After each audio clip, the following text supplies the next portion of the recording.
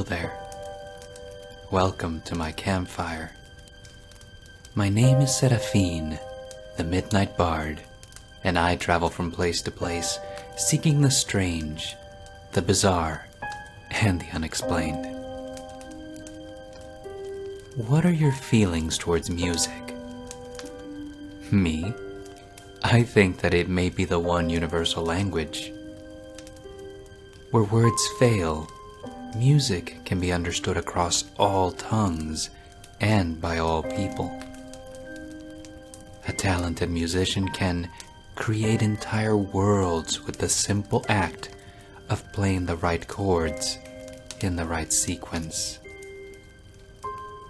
One should be careful, however, when they venture into these worlds, because you never know what lies on the other side. Such was the case for a youth who had a chance encounter with a mysterious musician that changed their life forever and left them pondering on the Enigma of Roger Roundhead.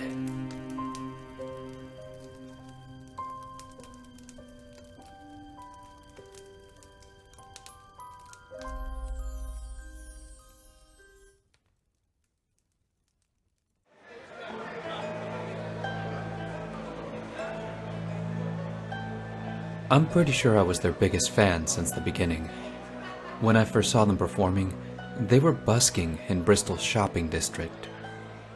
It really is a nice city, and the amount of young, fresh-faced musicians you see on the street adds to its endearing appeal. You'll find all sorts of singers and songwriters trying their luck with the public. One Saturday, I was out with a friend. We were on our way to grab a bite to eat, and there they were, the strangest sight I had seen all day. 3 men busking, something that would have usually been a normal occurrence. I barely even noticed the other 2. The front man was so uniquely captivating that I stopped in my tracks. I couldn't take my eyes off him. There he stood, playing an acoustic guitar. From his neck downwards, there didn't seem to be anything out of the ordinary about him. Brown boots, cargos, vest, average build. But then there was his head. What looked to be a great, big, white papier-mâché ball. Some sort of gimmick, I thought. Despite that, I found it utterly enthralling. With an accompanying banjo and cajon, the trio sang away. My friend pulled at my arm, but I stayed still, paying an intense attention to the band. The humdrum of a passing group obscured my focus, and I came to. Yeah, sorry, just watching the buskers. I saw the cardboard sign on the floor. Written in a thick, black marker were the words Roger Roundhead and the Trashmen. I repeated the name aloud with childlike curiosity. Fitting name, my friend laughed. Right. I'm starving. Shall we get going? We went and got some food from the market stands, but still, I couldn't remove the image of Roger Roundhead from my mind. When I later searched their name, I could find little about them. I found it strange that such an interesting performance didn't have an online presence. There were no videos on YouTube and no songs on Spotify. So, I decided I had to follow them, to see their music, to have more than a 30-second glimpse. I was hooked. I went to town on my own the following Saturday, in hopes that they'd be busking in the same spot. As luck would have it, they were, playing the same song that I had heard before. This time, I was able to sit down and listen properly to the whole thing. It wasn't even my sort of music, if I'm completely honest. It felt a little too political for my liking, and the rhythms and melodies weren't particularly different to anything I had heard before. If anything, It was a little repetitive. But still, I tried not to blink for fear of missing as much as a second of Roger Roundhead and the Trashmen. Something about Roger unfalteringly drew me in, as if I was being compelled to sit and observe him. The song finished, and I looked around. Dotted about were a small number of other people who were equally invested in the group of buskers. After performing only a few songs, Roger Roundhead and the Trashmen packed up their belongings and left. I watched them busk on a number of occasions, and quickly became familiar with all of their songs. Still, I was never able to discover an online presence, until I found out that they would be performing at a small venue called The Fleece. Though it wasn't their own online presence, they were mentioned by another local band. Some friends were fans of them and were already going to the concert. I instantly decided to tag along when the band stated that Roger Roundhead and the Trashmen would be opening for them. Their opening performance was much like their busking performances. It had the exact same format, and they played the same songs. Still, I was unable to turn away from Roger. My friends were divided in opinion. Half of them just wanted the main band to perform. The others were as captivated by the opening act as I was. And so I went on, going to concerts simply because Roger Roundhead and the Trashmen were the opening act. Performing at a number of different venues, I followed them as far as Cardiff. And then they returned to Bristol to perform at the Marble Factory. This time, however, would be their first time as a headlining act. It was a Saturday night, and the place was packed. We stood like sardines, pressed against one another, clambering to reach the front beside the stage. I was lucky enough to get a front row view. I was with two of my friends, Will and Theo. They were the ones who were as equally fascinated by the band as I was at that first concert they opened at. "When are they gonna start?" Will anxiously peered onto the stage. "I hate it when bands are late." By the time I had looked at Will and looked back at the stage, the Trashmen were positioned ready to perform. Roger Roundhead was yet to show himself. Instead of their usual banjo and cajon, the Trashmen were equipped with a more standard drum kit and bass guitar. As we patiently waited, smoke filled the stage and the lights dimmed. The blackness gave way to silent excitement. The crowd waited with anticipation. As if to treat us to an appetizer, strobe lights flashed, and shortly after, out emerged that familiar Roundhead, the main course. Like a disco ball, the strobe lights seemed to bounce from him. Roger Roundhead brandished a new guitar. Black and white circles rippled outward sequentially from its center. Cheers burst from the crowd, but soon were dulled into silence as Roger raised a finger to his round head. Shh. As silence befell the venue, he began to play. The strobe lights flashed in time with the beats, the same riff, over and over, the drums rhythmically repeating a backing line, the bass reiterating the guitar's melody, a continuous line, incessant repetition. I found myself mesmerized.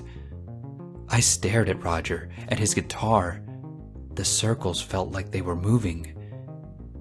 Roger bobbed in time with his playing. The smoke cleared, but the strobe lights pressed onward with a lightning speed. Then, Roger Roundhead began to sing. His voice was masked by numerous strange vocal effects, but it was still distinctly him. Regardless, it was nothing like the music I had heard them play while busking. He swayed his hips forward and backward with each note of the rhythm, The distorted vocals droned and took a back seat to the repeating melody. Over and over the notes repeated an enchanting hex. Words that I couldn't make out worming their way into my mind. Not of my own volition, I felt myself swaying with the rest of the crowd. Seeds of Roger Roundhead's words planted themselves in my head. I watched them play, waving, swaying, leaning forward past the barrier that guarded the stage. Roger Roundhead plucked a final note, and we were thrust into darkness. Echoes of light peppered my vision, though never truly lit the way. I called out to my friends, but made no sound. The little lights resonated with my intended vocalizations, seemingly responding to the noise I was trying to make. "Hello?" I didn't say. Two lights blinked, one after the other. "Who's there?" A flurry of lights flickered and flashed. I spun around in place, watching the strobe orbs that surrounded me. Some were a warm glow of orange that phased in and out of blackness. Others, a pleasant green that jittered about. And a few were a soothing purple that would rise and sink. I swiveled and stumbled, searching for any indication of what was happening, searching for my friends.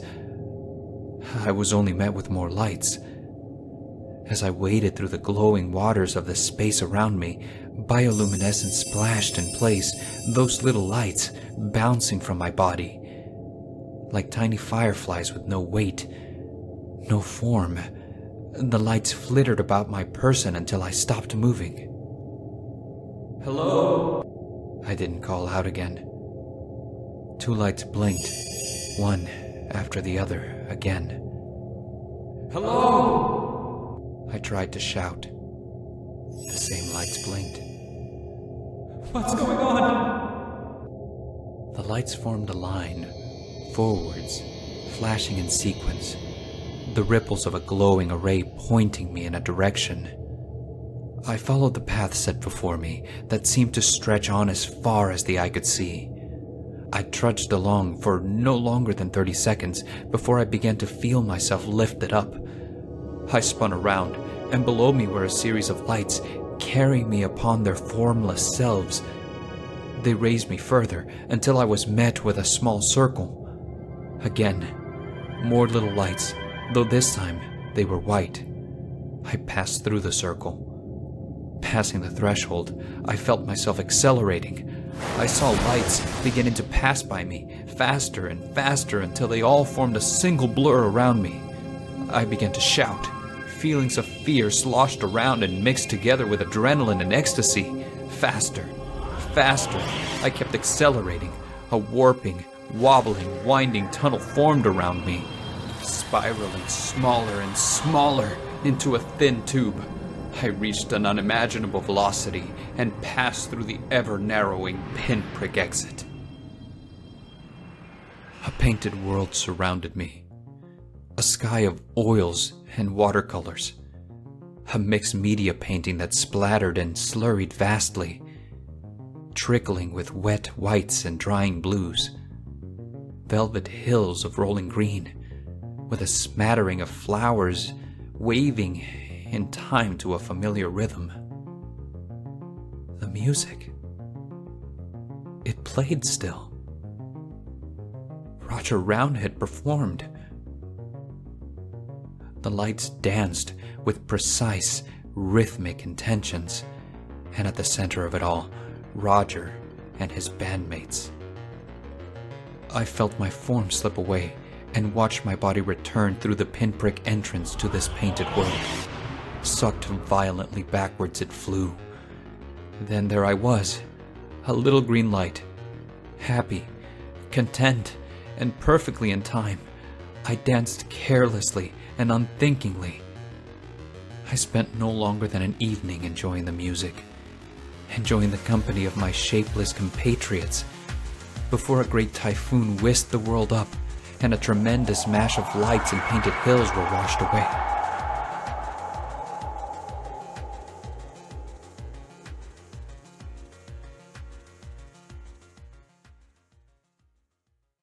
And then there I was, in my body, laid in the same darkness as before. I stood up. I tried to walk forwards again, but tripped over something. I tumbled onto a soft surface, and as I broke the fall with my hands, I felt that it was a person. I pushed myself back up. I felt shuffling around me. Other people were rising. A confused murmur reverberated around me, and I participated in the crowd's muttering. The venue's lights flashed on, and I saw before me an empty stage. A crowd of dazed people wobbled to their feet, and I scanned the room for my friends. I was aware of how thirsty I was, how stuffy the room was. It was hard to breathe, and I could see other people experiencing the same discomfort that I was feeling. Amidst the fray, I did not see my friends, but found my way to the exit. I gasped for air as I fell into a flowing street. The waves of people exiting the building dragged me into the fury of the blistering midday sun. Wasn't it nighttime? I scratched my head, trying to work out exactly how long the night had lasted, and whether everyone else experienced what I had. The details of the painted world were fuzzy, fading in and out of my memory. It was like trying to remember a dream.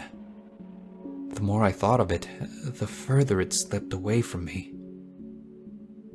I took my phone from my pocket, intending to check the time. The battery was dead. I took a bus home, grabbed a glass of water, and put my phone on charge. I had 57 missed calls, a plethora of text messages, and was inundated with social media notifications. Are you okay? Where are you? What's going on? Call me, please! Voicemails from my parents and friends, all concerned as to where I was. It wouldn't have been the first time I stayed out all night. It shouldn't have been an issue. Then, my mom walked through the door. As soon as she saw me, she ran towards me, hitting me with a whirlwind of emotions, crying, shouting, hugging me, hitting me. When I nonchalantly asked her what the problem was, her jaw was agape. She explained that I had been missing for 3 months. She had reported me missing to the police. My friends had been reporting me missing too. I was still in a state of confusion, and my mother's babbling words didn't help. I had been gone for an evening, not 3 months. Little anxious ideas raced around in my head, bouncing from wall to wall within my skull. It was possible that I had been spiked with something, and that I was still under the influence of it. I had been gone for an evening. I went to a concert. I hadn't been gone for 3 months. I knew that, but my mother, if it was really her, didn't. I tried to focus, to see if I could wake up from whatever this was, but I couldn't. Roger Roundhead and the Trashmen disappeared. I didn't hear of any more performances by them. It's almost as if they never existed. Maybe they're still in the painted world, but I wouldn't know. Everyone says I was missing for 3 months, and I tell them I don't remember anything. My friends and I agreed to say that whenever anyone asked, but we still talk about that evening amongst ourselves. We have theories about it, but I know that we won't ever come to a solid conclusion. At the end of it all we can do is reminisce and hope that we can go back, just for an evening.